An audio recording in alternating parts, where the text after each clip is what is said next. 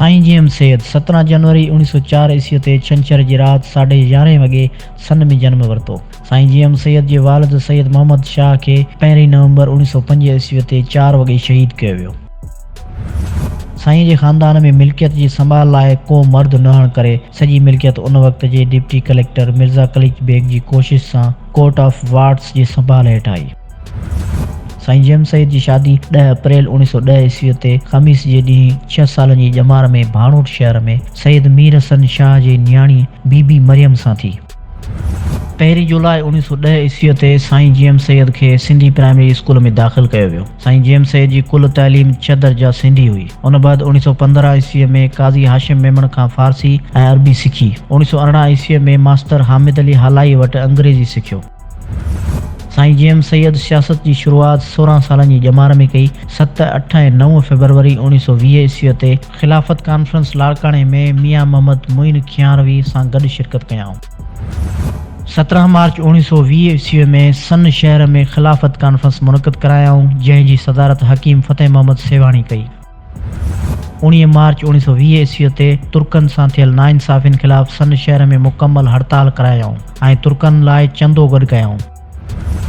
25 ऐं 26 मार्च ते मखदूम बिलावल शहीद जे मज़ार ते मुनक़िद ख़िलाफ़त कॉन्फ्रेंस में शिरकत तक़रीर करण सां कई। नंढड़ो हुअण करे खेनि मेज़ ते बीहारे तक़रीर कराई वई। 16, 17 ऐं 18 मार्च ते 1923 ईस्वी में मटियारनि में सादात कॉन्फ्रेंस कोठायाऊं, जंहिं में 300 माण्हुनि शिरकत कई। हिन कॉन्फ्रेंस में ग़रीब ऐं अमीर सैयद जे फ़र्क़ खे ख़तमु करणु, खाधो गॾिजी खाइण वग़ैरह जा ठारा पास करायाऊं, जंहिं ते के अमीर कावड़ जी बाइकाट करे विया।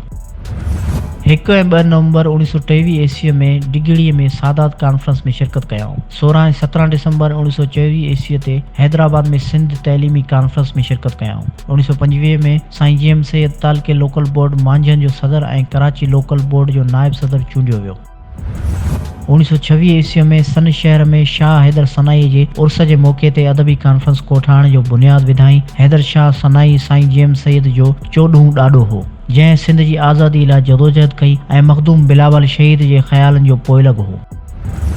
1928 ईस्वी में अंग्रेज़ सरकार हिंदुस्तान जी हालतुनि जे अभ्यास लाइ सर जॉन साइमन जी अॻुवाणी में कमीशन मोकिली त सैयद गो साइमन गो तहरीक में वधी चढ़ी हिसो वरितो।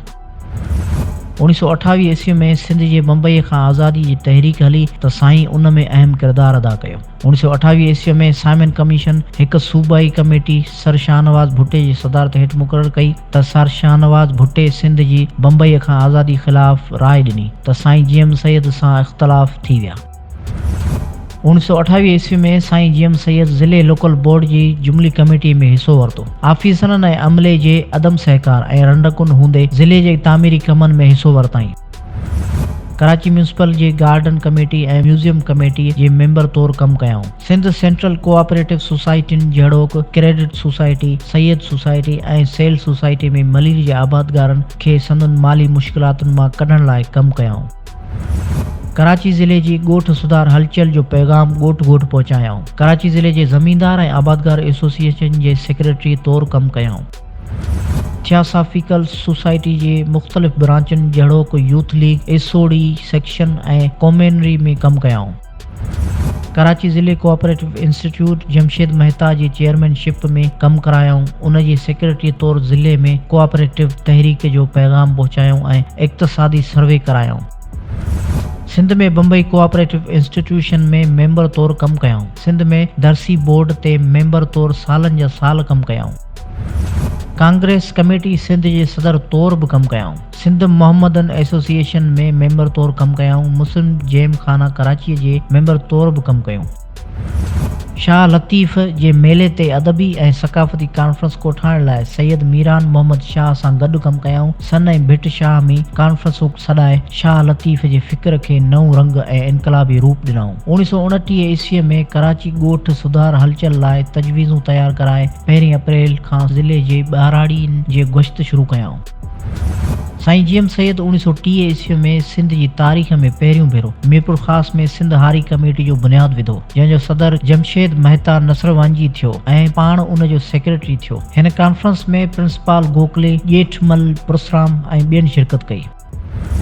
1930 ईस्वी में कराची ज़िले जे मीर बहरन जी एसोसिएशन जो बुनियाद विझी संदन तकलीफ़ूं दूर करण ऐं हालतुनि सुधारण जे कम में दिलचस्पी वरताऊं। मच्छी ऐं पले जा ठीका मीर बहरन खे ॾियारण ऐं समुंड जे मच्छीअ जे निकाल लाइ सुठे इंतज़ाम जा कम कयाऊं। 1930 ईस्वी में मदरसे हाशमिया सिजावल जे ट्रस्टी तौर कम कयाऊं, जंहिंजो सरबराह सैयद अब्दुल रहीम शाह सिजावली हो। समाजी सरगर्मियुनि ऐं कॉन्फ्रेंस जी हिमायत करण ते कमिश्नर गिब्सन सां सैयद जा इख़्तिलाफ़ थिया। उन करे सैयद मां जान छॾाइण लाइ कराचीअ खे धार ज़िलो करे साईं जीएम सैयद खे दादू ज़िले लोकल बोर्ड जो नायब सदर चूंडियो वियो। 1931 ईस्वी धारे कराची में इंडियन नेशनल कांग्रेस जे सालियानी इजलास में पख्तूननि जी खुदाई ख़िदमतगार अॻवान ख़ान अब्दुल गफ़ार ख़ान बाचा ख़ान सां मुलाक़ात कयूं ऐं पोइ संदन मान में दावत बि कयाऊं। 1932 ईस्वी में साईं जीएम सैयद औरतुनि जी भलाई लाइ जमायत ठाही, ॻोठनि में ज़नानी तालीम, हुनर, घरनि जी सफ़ाई, ॿारनि जी पालना ऐं वियम जी सहूलतुनि लाइ कोशिशूं वरताऊं। 1933 ईस्वी में साईं जीएम सैयद ऐं ॼेठमल पुरसराम जी कोशिश सां सिंध लेवल जी पार्टी सिंध पीपल्स पार्टी वजूद में आई, जंहिंजो लीडर सर शाहनवाज़ भुट्टो ऐं डिप्टी लीडर ख़ान बहादुर अल्लाह बख्श मीरान मोहम्मद शाह चूंडिया विया। इहा सिंध जी पहिरीं सियासी पार्लियामानी पार्टी हुई। 1935 ईस्वी में जॾहिं ऑल इंडिया एक्ट नाफ़िज़ थियो त साईं जीएम सैयद एक्ट जी मद में सिंध जी आज़ादी जे मफ़ाद लाइ वॾी जदोजहद कई, जंहिंजे नतीजे में 1936 ईस्वी में सिंध खे बम्बईअ खां आज़ादी मिली। 23 अगस्त 1936 ईस्वी ते सिंध यूनाइटेड पार्टी बर्पा कयाऊं, जंहिंजो सदर सेठ हाजी अब्दुल्ला हारून थियो। 1937 ईस्वी जे चूंडनि में साईं जीएम सैयद सिंध इत्तेहाद पार्टी जे प्लेटफॉर्म तां हिसो वरितो। साईं जीएम सैयद जी पार्टीअ 24 इंडियन नेशनल कांग्रेस जा 7 मुस्लिम पॉलिटिकल पार्टी जा 3 मेंबर चूंडिजी आया। सिंध इत्तेहाद पार्टीअ मां अल्लाह बख्श सूमरो वॾो वज़ीर चूंडियो वियो। 19 नवंबर 1939 ईस्वी ते मस्जिद मंज़िलगाह सखर जी तहरीक में जिन्ना साहिब जी चवण ते हिसो वरिताई। बदकिस्मतीअ सां किन अक़ीदे परस्त सियासतकारनि जी साज़िश सां हिंदू मुस्लिम विगोड़ थियो ऐं विगोड़नि जे केस में साईं जीएम सैयद खे गिरफ़्तार करे सेंट्रल जेल हैदराबाद में क़ैद कयो वियो। 9 नवंबर 1940 ईस्वी ते साईं जीएम सैयद जेल मां आज़ाद थियो। 1940 ईस्वी में साईं जीएम सैयद 6 महीननि जी मुख़्तसिर अरसे लाइ सिंध हुकूमत में वज़ीर थियो। खेसि तालीम, सनत, लेबर ऐं ॿेले खाते जा कलमदान ॾिना विया।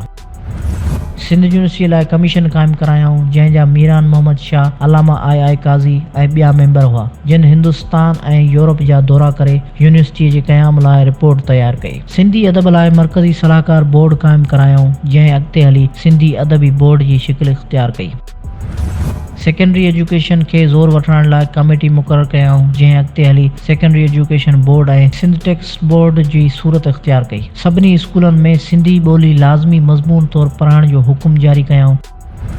कराचीअ में रेडियो स्टेशन क़ाइमु करण लाइ कोशिशूं कयाऊं। कराचीअ खां कोटड़ीअ ताईं पको रोड ठारायूं। बिटशाह सक़ाफ़ती मर्कज़ क़ाइमु करण जी कोशिश कयाऊं। सिंध मदरसे कराचीअ खे कॉलेज जी हैसियत ॾियारियाऊं।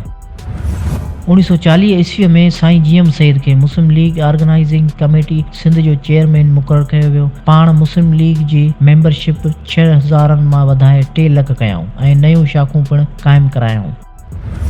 3 मार्च 1943 ईस्वी में साईं जीएम सैयद सिंध असेंबलीअ में पाकिस्तान जे क़याम जी हिमायत में तारीख़ी करारदाद पेश करे पास कराई, जंहिं में सिंध खे हिकु ख़ुदमुख़्तियार रियासत तौर रखण जी रिथ ॾिनल हुई। सेठ हाजी अब्दुल्ला हारून जी वफ़ात बाद 23 मार्च 1943 ईस्वी ते सैयद खे मुस्लिम लीग जो सदर चूंडियो वियो।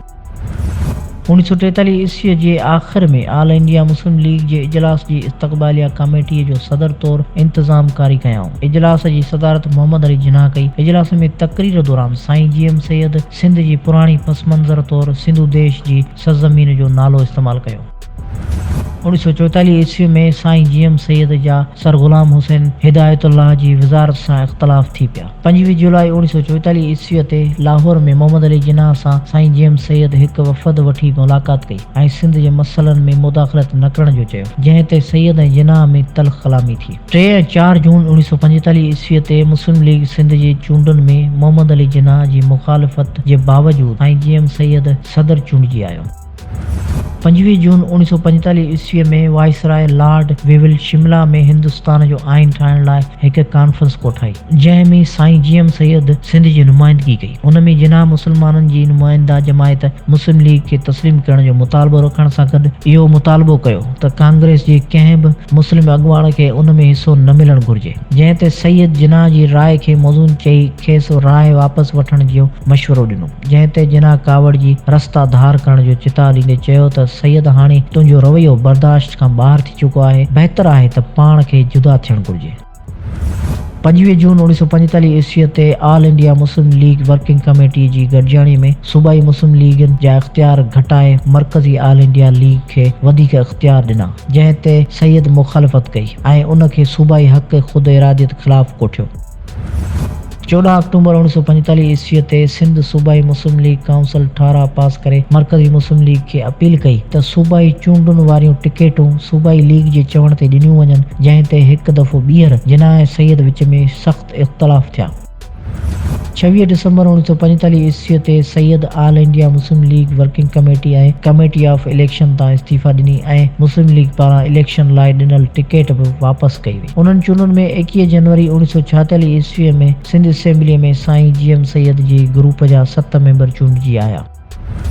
24 फरवरी 1946 ईस्वीअ ते कन्वेंशन घुरायो, जंहिं में कांग्रेस सां गॾिजी इतिहाद ठाहियो। 24 मार्च 1946 ईस्वीअ में दिल्लीअ में अंग्रेज़ वाइसराय हिकु इजलास कोठायो, जंहिं में हिंदुस्तान खे आज़ादी ॾियण जे तरीक़ेकार ते बहस कयो वियो। सैयद उन में सिंध असेंबलीअ जे क़ाइदे हिज़्ब इख़्तिलाफ़ तौरु शिरकत कई ऐं पंहिंजो मौक़िफ़ रखियो त मुल्क में हर रियासत मुकमल तौरु ख़ुद मुख़्तियार ऐं कन्फेडरल सिस्टम हुजे।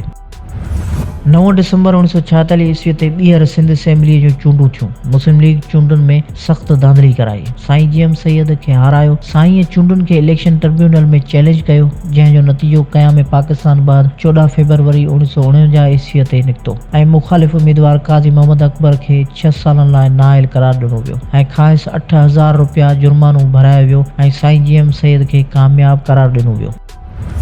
1948 ईस्वी में कराचीअ खे सिंध खां धार करे मरकज़ हवाले करण जी साज़िश थी त साईं GM सैयद मुखालिफ़त कई। 18 जून 1948 ईस्वी में कराची बचायो तहरीक हलाइण ते साईं GM सैयद खे 3 महीननि लाइ नज़रबंद कयो वियो। 1948 ईस्वी में साईं GM सैयद पाकिस्तान जी तरक़ी पसंद सां गॾिजी पाकिस्तान अवामी पार्टी ठाही, जंहिं जो सदर ख़ान अब्दुल गफ़ार ख़ान खे चूंडियो वियो।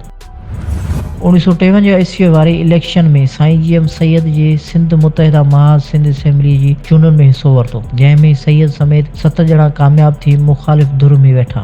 23 मार्च 1953 ईस्वी ते सिंध मुतहिदा महाज़ पारां साईं GM सैयद कराची सिंध खे मोटाइण लाइ सिंध असेंबलीअ में कामयाब ठाराह पेश कयो, जंहिं तहत कराची सिंध खे वापसि मिली वई। 1953 ईस्वी में साईं GM सैयद सिंधी ॿोलीअ खे सरकारी ॿोली करण जो बिल सिंध असेंबलीअ मां पास करायो। 1953 ईस्वी में ई सिंधी अदबी बोर्ड लाइ 10 लख ऐं शाह लतीफ़ कल्चरल सेंटर भिटशाह लाइ 25 लख रुपया मंज़ूर करायाऊं। 14 अक्टूबर 1954 ईस्वी ते सिंध जी सूबाई हैसियत ख़तम करे 1 यूनिट ठाहिण ख़िलाफ़ साईं GM सैयद सख़्त एहतिजाज कयो। 3 नवंबर 1954 ईस्वी ते साईं GM सैयद खे गिरफ़्तार करे जेल मोकिलियो वियो। 1955 ईस्वी में साईं GM सैयद 1 यूनिट ख़िलाफ़ हलचल में मुखिया हिसो वरितो ऐं एंटी 1 यूनिट फ्रंट ठारायो, जंहिं जो सदर ख़ान अब्दुल गफ़ार ख़ान थियो। 1957 ईस्वी में साईं GM सैयद 7 मेंबरनि ज़रिए मरकज़ी असेंबलीअ में हिकमत अमली सां 2 वॾियुनि धुरियुनि सां धार ठाह करे 1 यूनिट ख़िलाफ़ मरकज़ी असेंबलीअ मां ठाराह पास करायो। 1957 ईस्वी में पाकिस्तान नेशनल पार्टी ऐं मौलाना भाषानी जी अवामी लीग खे मिलाए पाकिस्तान नेशनल पार्टी नएब ठाही वई। साईं GM सैयद उन में शामिल थियो। 8 अक्टूबर 1958 ईस्वी ते अयूब ख़ान पूरे पाकिस्तान में मार्शल लॉ लागू करे छॾी। साईं GM सैयद खे जेल मोकिलियो वियो। 1960 ईस्वी में संदन तबियत नासाज़ थी पई ऐं खेनि संदन घर सन में नज़रबंद कयो वियो। मार्च 1966 ईस्वी में 8 सालनि जी कैद खां पोइ खेसि आज़ादु कयो वियो।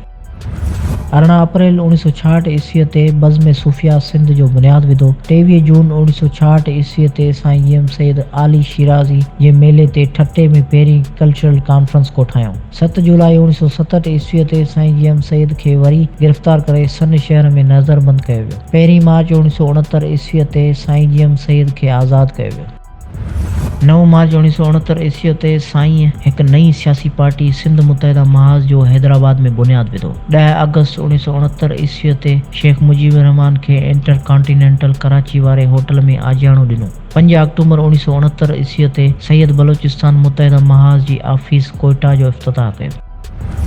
1971 ईस्वी में सिंध स्टूडेंट्स फेडरेशन जो बुनियाद विधो। 18 मई 1971 ईस्वी ते साईं जीएम सैयद खे गिरफ़्तार कयो वियो। दिसंबर 1971 ईस्वी में आज़ाद कयो वियो। 17 जनवरी 1972 ईस्वी ते साईं जीएम सैयद पंहिंजी सालगिरह खे सियासी जलसे तौरु मल्हाइण जो बुनियाद विधो।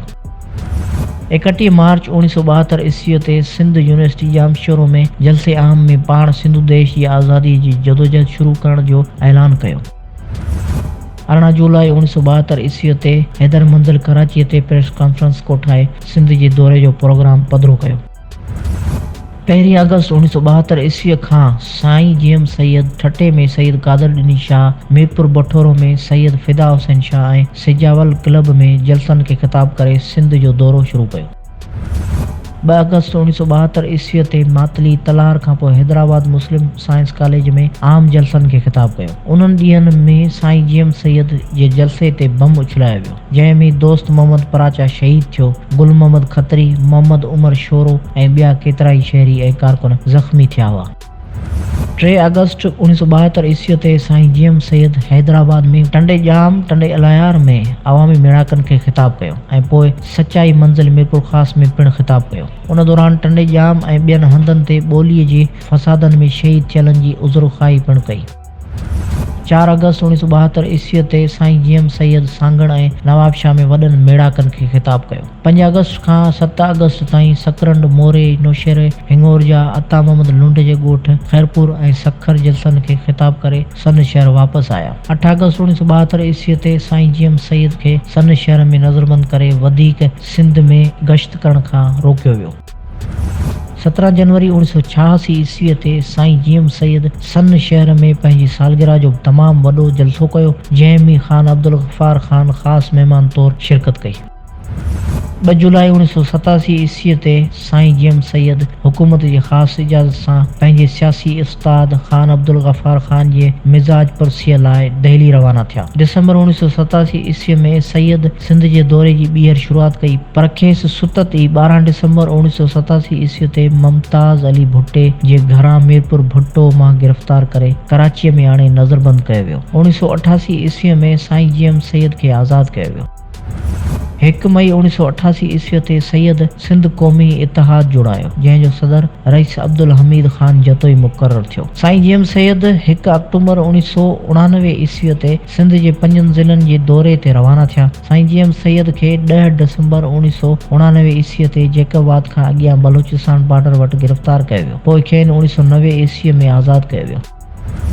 साईं जीएम सैयद 1992 ईस्वी खां हर साल पंहिंजी सालगिरह जे मौक़े ते ख़ुतबनि में सिंध जी आज़ादी बाबति हिदायतूं ॾींदो रहियो। 18 मार्च 1995 ईस्वी ते साईं जीएम सैयद जी तबियत ख़राब थी पई ऐं खेनि बेहोशी जी हालत में जिना अस्पताल कराचीअ में दाख़िल कयो वियो। साईं जीएम सैयद 25 अप्रैल राति जो 3:28 ते जिना अस्पताल में लाॾाणो करे वियो। 26 अप्रैल 1995 ईस्वी ते सन हाई स्कूल जे गेट ते सैयद जो ताबूत रखियो वियो, जिते वॾी डिसिप्लिन हेठि लखे माण्हुनि रहबर आज़म जो दीदार कयो।